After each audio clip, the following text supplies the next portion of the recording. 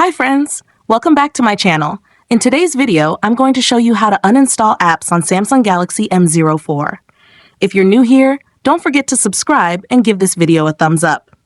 Now, let's dive in. Step 1. First, unlock your phone and open the Settings application.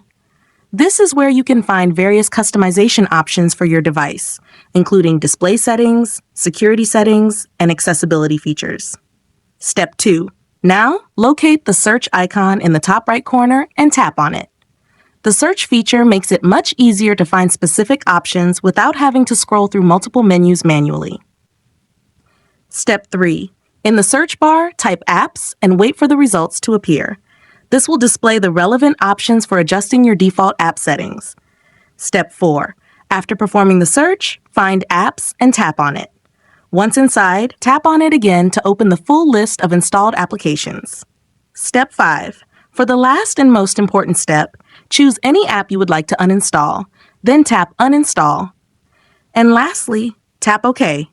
The app will be removed instantly from your phone. If you found this tutorial helpful, don't forget to give it a thumbs up and subscribe to my channel for more great tips.